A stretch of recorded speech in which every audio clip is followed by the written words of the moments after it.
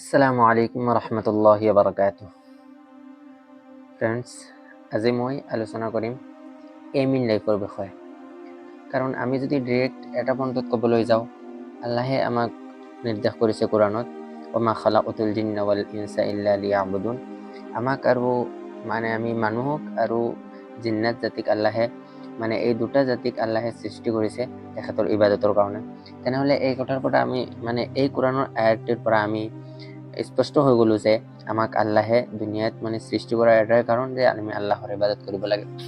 এতিয়া বাৰু তাতে আমি যোনটো এম ইন লাইফ বুলি কওঁ, আমি যদি এটা ল'ৰাক সোধোঁ বোলে তোমাৰ এম ইন লাইফটো কি, সিহঁতি ক'ব মই কিবা ডক্টৰ হ'ম, কিবা ইঞ্জিনিয়াৰ বা বিভিন্ন ধৰণৰ তাৰ কিবা মকচুদ থাকিব পাৰে, তাৰ এম ইন লাইফ থাকিব পাৰে। তেনেহ'লে সেইটো কি? সেইটো নহয় নেকি এম ইন লাইফ?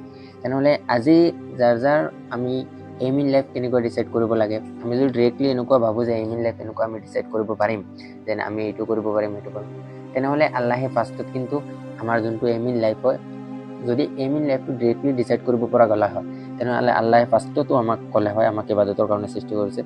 আল্লাহে কিন্তু কোৰাণত ফাৰ্ষ্টত কি হৈছে, ইকৰা, পঢ়াৰ কথা কৈছে আমাক।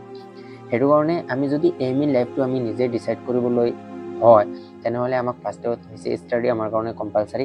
আমি ফাৰ্ষ্টত পঢ়া শুনা কৰিব লাগিব, তাৰপিছত ইনশাল্লাহ আমি আমাৰ যোনটো এম ইন লাইফ সেইটো আমি ডিচাইড কৰিব পাৰিম। আজি আমাৰ ফাৰ্ষ্টৰ এইখিনি কথাৰ পৰা আপোনালোকে গম পাইছে বাৰু আমি যোনটো কথাত আলোচনা কৰিম।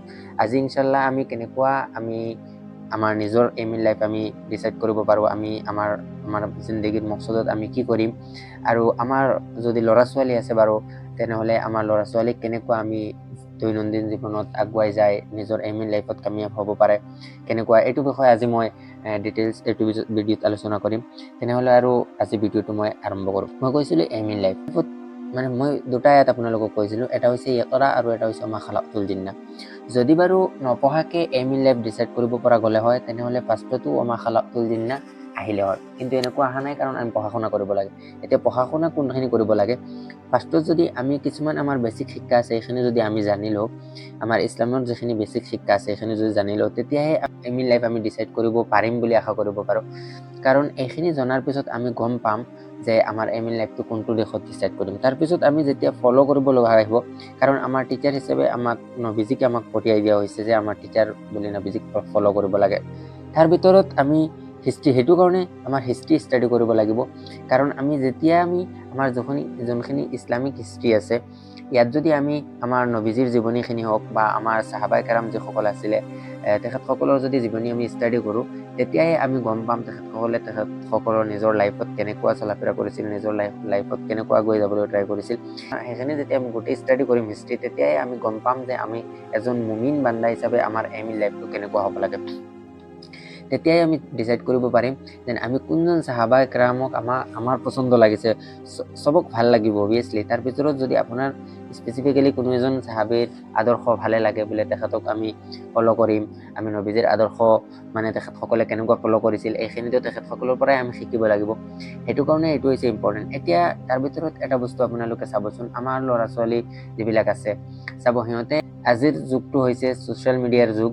সেইটো কাৰণে আমাৰ ল'ৰা ছোৱালীয়ে মোবাইলৰ পৰা চাই কিনে কাৰোবাক খেল চাই, কোনোবাই পচন্দ লাগে তাক খেলুৱৈসকলক, কিবা বিভিন্ন ধৰণৰ বস্তু আছে এইখিনি ভাল লাগে আৰু সিহঁতে আইডল বুলি সিহঁতকে বনাই লয়। কিন্তু সিহঁতে গম নাপায় স্পেচিফিকেলি কোনো এটা বস্তু ভাল লাগিব পাৰে, কিন্তু এইখিনি বস্তুত সৰু ল'ৰা এটা এইখিনি বস্তু চোৱাৰ আগত যদি আমি ঘৰত এইখিনি বস্তু শিকাব পাৰোঁ, সেইটো কাৰণেতো পাছত আমি ষ্টাডি কৰিব লাগিব।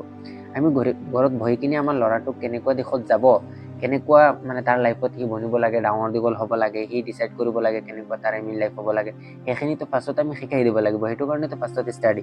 সেইটো কাৰণে আমি মা দেউতাই ফাৰ্ষ্টত ষ্টাডি কৰিব লাগিব, কিছুমান বস্তু আমি জানিব লাগিব, তাৰপিছত তাক শিকাই দিব লাগিব যে এইখিনি বস্তু ষ্টাডি কৰা, বা নিজে নিজে কৈ কিনে শিকাব লাগিব। তাৰপিছত সি যেতিয়া এই বস্তুখিনি আদৰ্শখিনি গম পাব, সি আমাৰ ৰিয়েলিটি যোনটো হয়, আমি কিয় এই দুনিয়াত আহিছোঁ বা আমাক আল্লাহে কিয় পঠিয়াইছে, সি যেতিয়া এইখিনি বস্তু ৰিলেট কৰিব পাৰিব, সি শিকিব, তেতিয়াহে সি সৰু থাকোঁতে এইখিনি শিকাৰ পিছত সি ডিচাইড কৰিব পাৰিব তাৰ এম ইন লাইফত সি কি বনিব।